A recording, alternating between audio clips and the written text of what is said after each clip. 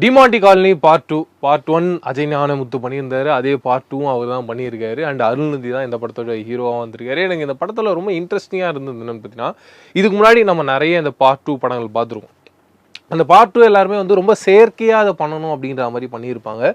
அந்த ஆர்கானிக்கான ஒரு ஸ்பேஸ்க்குள்ளே இல்லையோ அப்படின்ற ஒரு ஃபீல் இருக்கும். ஆனால் எனக்கு அஜய் ஞானமுத்தோட இந்த டிமாண்டி காலனி 2 ரொம்ப ப்ராப்பராக கண்டிப்பாக இந்த ஃபஸ்ட் பார்ட்டுக்கும் செகண்ட் பார்ட்டுக்கும் ஒரு கரெக்டான ஒரு கனெக்ட் இருக்கணும் அப்படின்ற ஒரு ட்ராவல்குள்ளே கொண்டு போன சீன். மிக முக்கியமாக ஒரு இடத்துல பிரியா பவானி சங்கர் காரில் வந்துட்டு இருப்பாங்க.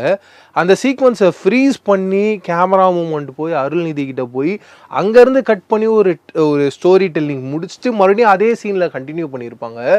ஒரு பிரில்லியண்ட்டான எக்ஸ்ட்ராடினரியான ஒரு டேரக்டரோட ஒர்க்குங்க. ஏன்னா ஒரு சில டேரக்டர்ஸோட ஒர்க்கை பார்க்கும்போது தான் ஒரு பிரம்மாண்டம் தெரியும், ஒரு ஆச்சரியம் தெரியும். மிக முக்கியமாக சங்கர் அவர்களுடைய அந்த எந்திரன் படம் இருக்குல்ல, எனக்கு அது 2.0க்கு அப்புறமா கொஞ்சம் ஒரு ஆன் அண்ட் ஆஃபாக தான் இருக்குது. அதுக்கு முன்னாடி வரைக்கும் அந்த எந்திரன் வரைக்குமே அவருடைய எல்லா படங்கள்லையும் அந்த பிரம்மாண்டம் இருக்கும். பிரம்மாண்டம்னா என்னென்னா அந்த சீனை ரொம்ப புதுசாக ஹேண்டில் பண்ணியிருப்பார். எக்ஸாம்பிள் சொன்னோன்னா அந்த ஐயில் ஒரு அந்த மெர்சல் ஆயிட்டன்ற சாங் நீங்கள் பார்த்துருப்பீங்க. ஒரு புல்லட் வந்துகிட்டே இருக்கும், ஒரு செகண்டில் அப்படியே சேஞ்ச் ஆகும் எமி ஜாக்சனா. அதெல்லாம் என்ன மாதிரியான மேஜிக், இப்படி ஒரு ஐடியா அதை தத்ரூபமாக கொண்டு வர்றது அப்படின்றதெல்லாம் ஒரு சாதாரண விஷயம் கிடையாது.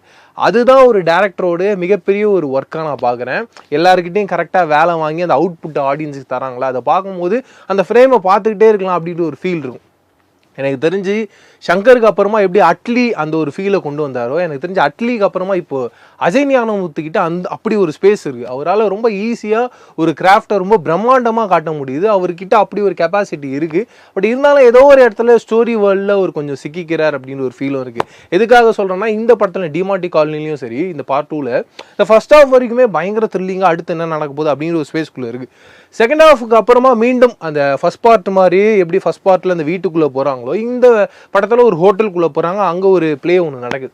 அந்த ப்ளே முழுக்க எப்படி இருக்குது அப்படின்னு பார்த்தோன்னா, அடுத்த சீன் எப்படி கடத்தலாம் அப்படின்ற ஒரு சீக்வன்ஸ்லேயே இருக்குது. அதனால் விறுவிறுப்பாக இருக்குது. ஆனால் நம்மளை ஒரு மாதிரி சர்ப்ரைஸ் பண்ணுற மாதிரியோ இல்லை பயம்புறுத்துகிற மாதிரியோ, அச்சச்சோ இப்படி நடந்துருச்சு அப்படின்ற மாதிரியோ அந்த ஒரு ஜோனுக்குள்ளேயே இல்லை. அதாவது பார்த்தீங்கன்னா, இது வந்து ஒரு ஹாரர் படம். இப்போ நான் சொன்ன ஜோனுக்குள்ளே தான் இந்த படங்கள்லாம் இந்த படத்தோடைய அந்த ட்ராவலே இருந்திருக்கணும். அதை மிஸ் பண்ணிவிட்டு ஒரு த்ரில்லர் படமோ இல்லை அடுத்த சீக்வன்ஸ் என்ன நடக்க போகுது அப்படின்ற ஒரு ப்ரெஷருக்குள்ளே இருக்க ஒரு படமோ என்ன ஒரு ட்ரீட்மெண்ட் பண்ணியிருப்பாங்களோ, அந்த ட்ரீட்மெண்ட்டுக்குள்ளே இந்த படத்தை கொண்டு போனது தான் இந்த படத்துடைய மைனஸ் பாயிண்ட்டாக நான் பார்க்குறேன். என்ன இருந்தாலும் இந்த படம் ஸ்டார்ட் டு எண்ட் கண்டிப்பாக நம்மளை என்டர்டெயின் பண்ணுது அப்படின்றத சந்தேகம் இல்லை. மிக முக்கியமாக பிரியா பவானி சங்கர், ஏன்னா தொடர்ந்து அவங்க மேலே ஒரு பெரிய விமர்சனம் வச்சுக்கிட்டே இருக்காங்க. என்ன சொல்கிறாங்கன்னா, அவங்க நடிக்கிற படங்கள் எதுவுமே ஒர்க் அவுட் ஆகாது அப்படின்ற மாதிரிலாம் சொல்கிறாங்க. எனக்கு அது பார்க்கும்போது ரொம்ப பாவமாக இருந்தது. ஏன்னா ஒரு ஆர்டிஸ்ட்டாக அவங்க நடிக்கிறாங்க, அவங்களுக்கும் அந்த கதைக்கும் அந்த டெக்னீஷியனுக்கும் ஒரு சம்மந்தமும் இல்லை.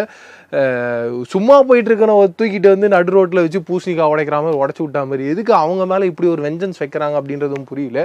எதுக்காக நான் இதை மென்ஷன் பண்ணணும்னு நினச்சேன்னா, இந்த படம் ரொம்ப அற்புதமான ரொம்ப அழகான ஒரு படமாக வந்திருக்கு. கண்டிப்பாக இந்த படம் பாக்ஸ் ஆஃபீஸில் ஒரு நம்பர்ஸ் பண்ணும் அப்படின்ற மாதிரி எதிர்பார்ப்பு எனக்கு இருக்குது. அப்படி நடந்துருச்சுன்னா இதுக்கு முன்னாடி யாரெல்லாம் பிரியா பவானி சங்கரை பற்றி தப்பாக பேசினாங்களோ அது எல்லாமே உடச்சி எரியப்படும் அப்படின்ற மாதிரி தான் நான் ஃபீல் பண்ணுறேன். அண்டு இந்த படத்தோடைய மியூசிக் சாம் சிஎஸ் பண்ணியிருக்காரு.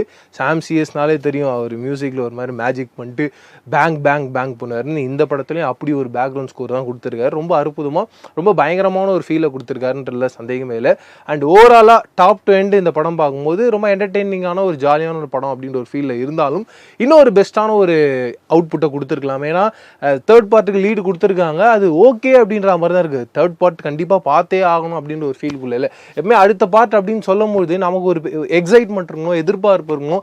அந்த படம் எப்போ வரப்போகுதுன்னு சொல்லிட்டு ஆடியன்ஸ்குள்ளே ஒரு பெரிய ஒரு வெயிட்டிங் ஒன்று இருக்கணும். ஆஹா, இப்போ இந்த வருஷம் இந்த படம் வரப்போகுதுன்னு அந்த ஒரு ஃபீல்குள்ளே இந்த தேர்ட் பார்ட் அப்படி கொண்டு போகிற இடத்துல இல்லையோ அப்படின்ற ஒரு ஜோனுக்குள்ளே நான் இந்த படம் பார்த்து முடிக்கும் போது இருந்தது. எதுக்காக நான் இதை மென்ஷன் பண்ணணும்னு நினச்சேன்னா, இப்போது காஞ்சனாவாக இருக்கட்டும், அரண்மனையாக இருக்கட்டும், இதெல்லாம் வரும்பொழுது கண்டிப்பாக அது பாக்ஸ் ஆஃபீஸில் ஒரு பெரிய நம்பர் பண்ண போகுது. அதுக்குன்னு ஒரு ஃபார்முலா ஒன்று இருக்குது, அது ஒரு கமர்ஷியல் ஃபார்முலாக்குள்ளே இயங்குது அப்படின்ற போது அது மேலே நம்ம வந்து எதிர்பார்ப்புன்னு இருந்தாலும் இந்த படம் இப்படி தான் இருக்குன்ற அந்த ஃபார்முலா நமக்கு தெரிஞ்சிடும். அப்படிப்பட்ட ஒரு மைண்ட் செட்டுக்குள்ளே இந்த டிமாண்டி காலனியை எடுத்துகிட்டு வராங்க அப்படின்னு நினைக்கும் போது எனக்கு கொஞ்சம் வருத்தமாக இருக்குது. ஏன்னா ஏற்கனவே நம்ம தமிழ் சினிமாவில் அப்படி ஒரு 2-3 ஃபார்முலாக்குள்ளே நிறைய திரைப்படங்கள் இருக்குது.